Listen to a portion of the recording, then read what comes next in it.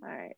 Hi, it's Rebecca Vanderkolk with the Ramsey Group at Keller Williams, and I'm here with Adriana Bain, who is wife to Brian Bain, our listing specialist. But she's here today in a reason that I think is near and dear to all of our hearts at the moment, is that she has been homeschooling their three children for how many years? This is our 9th year. Good gosh, that gives me heartburn just thinking about it. So Adriana, introduce yourself. Tell us a little bit about you. Okay, sure. Yes, I'm Adriana Bain, and I'm wife to Brian Bain with the Ramsey Group. And yeah, like Rebecca said, I have been homeschooling for 9 years, but I do it in a university model. So my kids do go to school 3 days a week, and then they're homeschooled 2 days. So on Wednesdays and Fridays, we've been homeschooling for 9 years. So not full time until just recently has it been full time. But I have learned a good bit over the years, and I'm really happy and hopeful that I can share some things with you that will help you out. Awesome. Awesome. Well, we really appreciate you being here. Talk to me a little bit about schedules, because again, I am not a homeschool mom, and having the kids home now for 3 weeks, going on another 4-ish plus, is a little daunting from somebody who not only is used to leveraging that out to teachers who are much better at it than I am, but I also don't have a whole lot of patience. So talk to me about the schedules. What does a homeschooling day look like for you? Okay, great question. So with schedules, what I say to people, or what I would recommend is, find your rhythm that works for your family and your season of life. Obviously, if you have younger little kids, probably getting up early in the morning and getting going early and tapping into when they're most alert and they're kind of ready is going to be your best bet. But just find a rhythm that works for your family. If you have teenagers right now that need a little more sleep in the morning, your schedule starts at 10 or 11, then that's okay. But do find a rhythm to where every day you're kind of starting and stopping at the same time. Okay. When you do, so no matter what your start time is and your end time is, what does your schedule usually look like on a homeschooling day? Okay, well, for me, my kids, all three, I have 3 children, let me just say that, and right now they're in 10th grade, 8th grade, and 5th grade.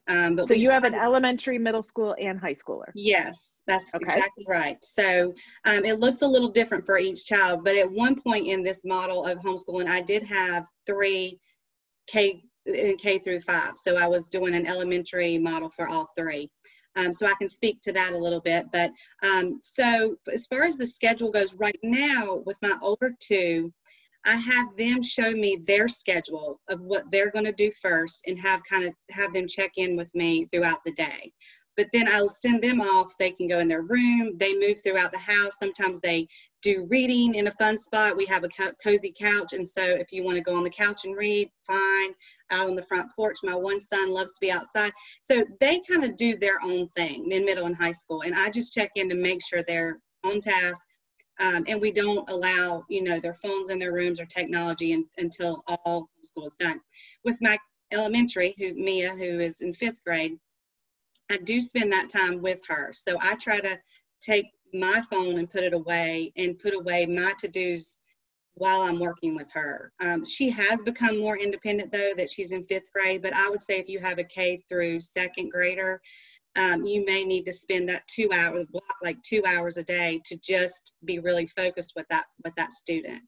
Because in elementary school, they really do they can only have about 5 minutes of new information before their brain doesn't receive anymore. So then they either need to get up and move, or, you have to kind of keep them focused that way. So leaving them for very long could lead to them finding their own distractions, and then they're not really doing the work. So I found that being committed to, okay, I'm not going to do laundry or anything for 2 hours with my younger students. However, if they're older kids, you can do your life, really. You just need to check in on them. Okay. So you actually kind of brought up keeping them focused and in doing their things.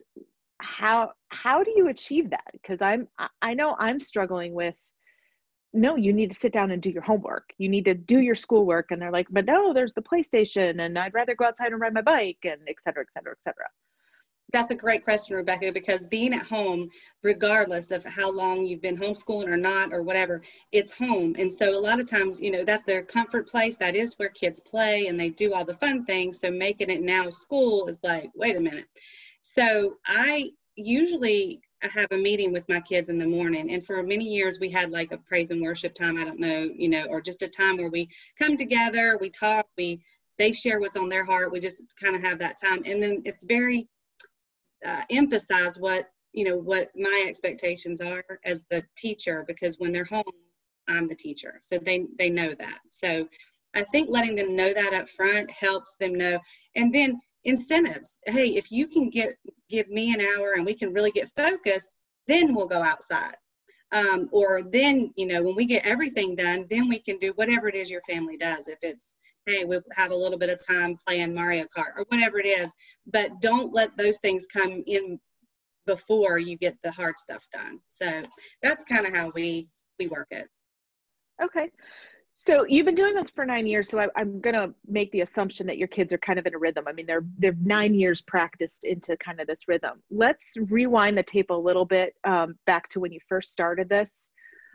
Tell me about some of the struggles that you overcame, and just off the top of my head, some of the ones that I'm personally going through is that's not the way we were told how to do that. That's, you know, that's not how I was taught. Sitting down and do just those kind of things from the beginning, those challenges you had.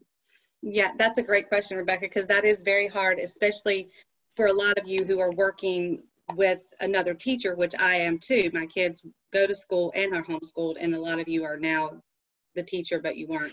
So of course they think the teachers know best. But me and my husband both have just re-emphasized to them when they're home with us, we are the really anointed for our children. And so we are the teacher.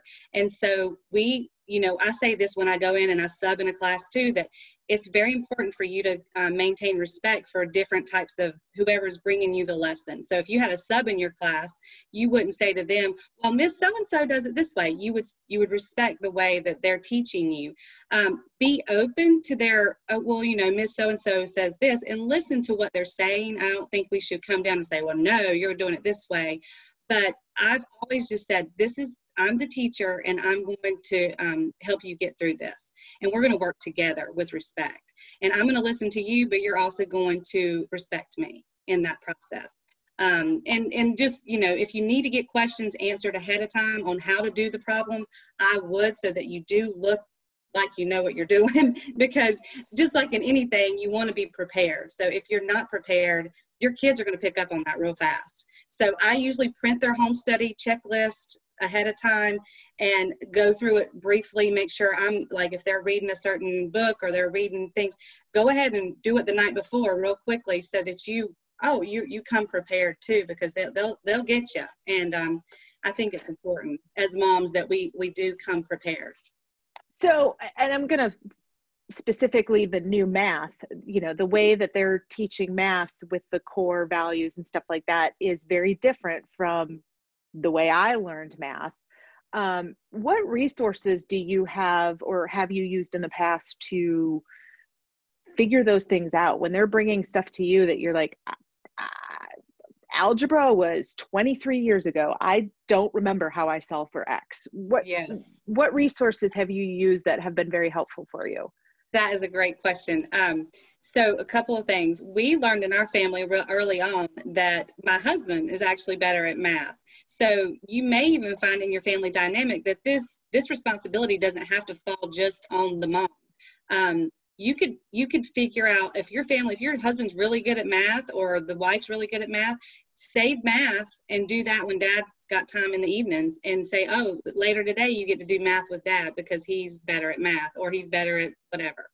So that's one thing that we've used. There's also a resource called Khan Academy, and that's KHAN Academy. And you've probably heard of it, but it's links will be down below for all of these.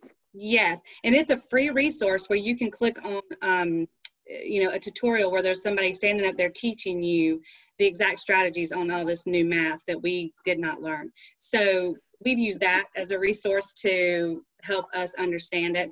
I have my own opinions on that, but I think you do want to follow suit with what the school's doing. So it's helpful to go to those resources. Okay. What resources have you used with your kids? I mean, as for the kids to use in their learning school and stuff like that. Yeah, so they also use Khan Academy, and that teaches them, and they have problems on there, and the teachers have done that with them.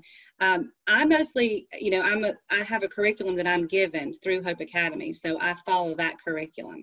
We also use, and this is a free resource, Raz Kids, that's R-A-Z Kids, and that's great for K through really 5th, 6th. There's all levels of books on there you can read, and it has questions, so comprehension questions on a computer. So a lot of times, another thing you haven't really asked this, but I want to bring up is that if you have multiple children that you're homeschooling, you need to get together that morning and kind of go through their schedule and figure out when you're going to work with what child, especially if they're elementary. Like I said, middle and high school, you don't really have to give them that as much dedicated time. But so if you're working with little Susie for an hour on the things like math and maybe science and her English that she really needs help you reading and helping her with, you can always put little Bobby on Rise Kids or on a reading, just reading, and that keeps them doing something while you're working with the other one, and then you can go into their work with them and then switch. So Rise Kids has been a lifesaver for us, because a lot of times if I'm real busy and something's going awry, I'll say, Mia, go get on Rise Kids, and that'll just keep her